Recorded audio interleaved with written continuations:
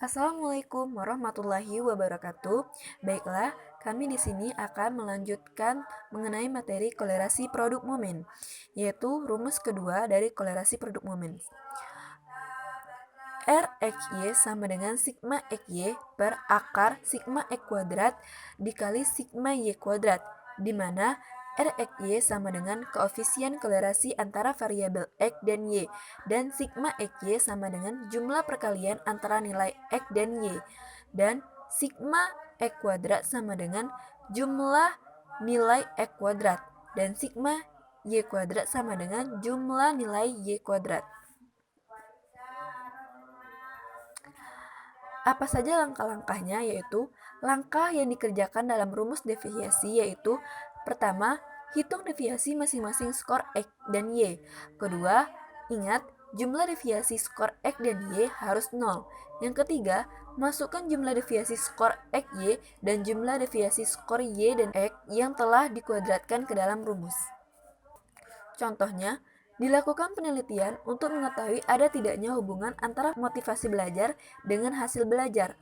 Untuk keperluan tersebut, maka dikumpulkan data terhadap 10 orang responden, di mana X sama dengan 2, 4, 2, 3, 5, 2, 4, 3, 3, 2, dan Y 2, 5, 2, 4, 3, 5, 8, 6, 3, 2. Dan diketahui juga H0 sama dengan tidak ada hubungan antara motivasi belajar dengan hasil belajar, dan HA sama dengan ada hubungan antara motivasi belajar dengan hasil belajar.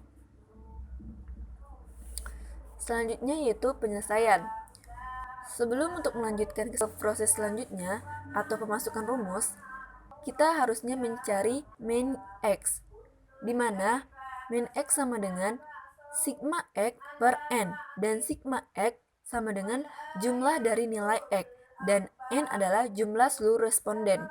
Maka dari itu, jumlah seluruh nilai X sama dengan 30, dan jumlah seluruh responden yaitu 10. 30 dibagi 10, maka hasilnya 3. Dan selanjutnya min Y, di mana sigma Y per N, dan sigma Y adalah jumlah keseluruhan nilai Y. Jumlah keseluruhan nilai Y adalah 40, dan N adalah jumlah responden. Jumlah responden adalah 10, maka 40 dibagi 10 sama dengan 4. Selanjutnya, sigma XY yaitu jumlah keseluruhan nilai X dikali dengan nilai Y, yaitu sama dengan 8. Di dalam tabel terdapat 8 kolom, yaitu pertama, nomor responden dan nilai X, Y, Y kecil, X kecil, Y kuadrat, X kuadrat, dan nilai XY. Di mana Y kecil bisa disebut sebagai nilai deviasi Y, dan X kecil yaitu nilai deviasi X, dan Y kuadrat sama dengan nilai deviasi yang dikuadratkan, dan X kuadrat sama dengan nilai deviasi X yang dikuadratkan. Nilai deviasi Y didapatkan melalui nilai 40 dikurang dengan nilai 2, atau juga bisa disebut nilai 2 dikurang 40 dibagi 10. 40 adalah nilai dari jumlah seluruh nilai Y, dan 2 adalah jumlah responden Y yang pertama.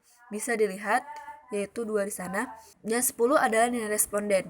Karena dalam rumus matematika yaitu diutamakan bagi, maka terlebih dahulu kita bagikan jumlah seluruh nilai Y yaitu 40 dibagi dengan nilai jumlah seluruh responden yaitu 10.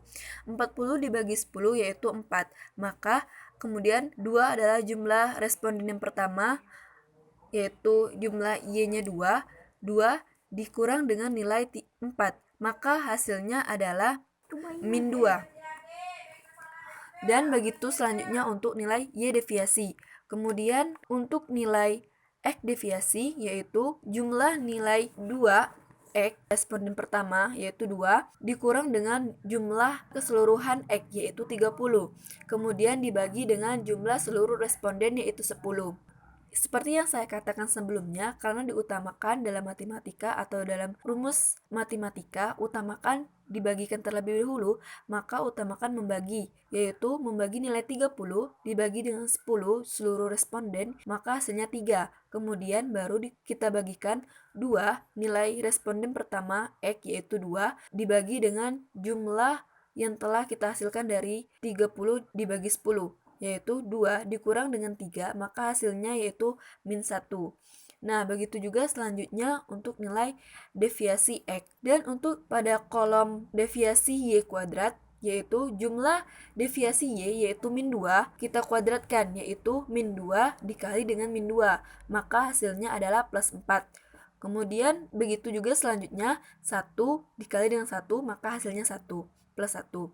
Kemudian untuk deviasi X kuadrat, maka kita juga mengalihkan atau mengkuadratkan nilai dari deviasi X, yaitu min 1 dikali dengan min 1, maka hasilnya 1.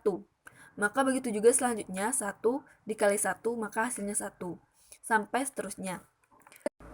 Selanjutnya di kolom ke-8 yaitu nilai deviasi X dikali dengan nilai deviasi Y, yaitu dimana deviasi X dapat kita lihat yaitu min 1 dan nilai deviasi Y yaitu min 2. Berarti min 1 dikali dengan min 2 maka hasilnya adalah plus 2, dan 1 dikali dengan 1 maka hasilnya adalah plus 1.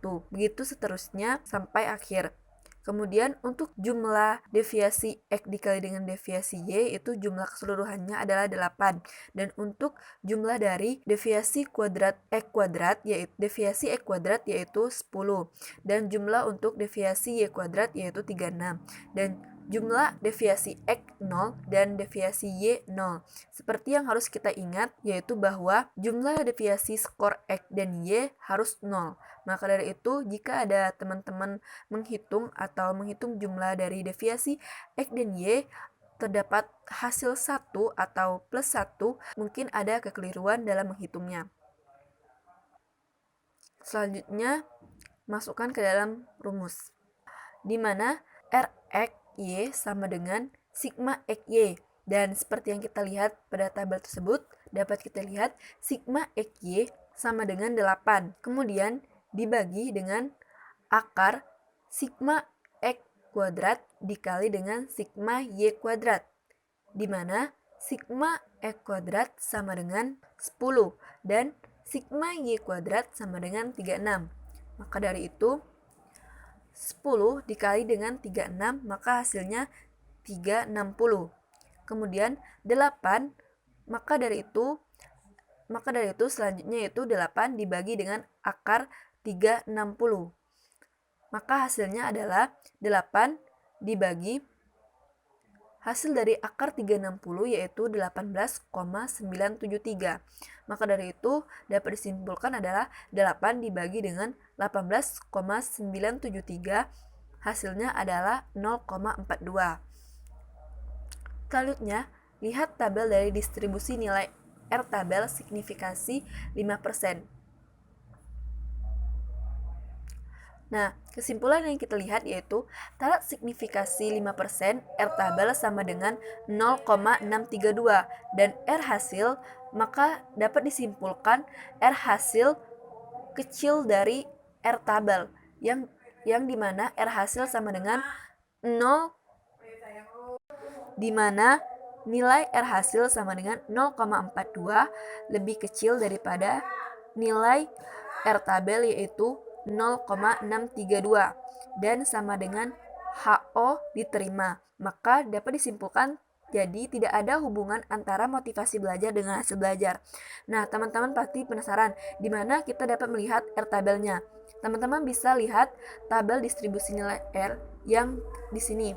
Karena saya lupa menjelaskan sebelumnya di contoh yang taraf signifikasinya adalah taraf signifikasi 5% dan di mana kita bisa melihat N adalah jumlah respondennya, seluruh jumlah responden ada 10, maka teman-teman bisa melihat tabel N ke-10 pada taraf signifikasi 5% yaitu 0,632. Maka dari itu dapat disimpulkan R tabelnya adalah 0,632.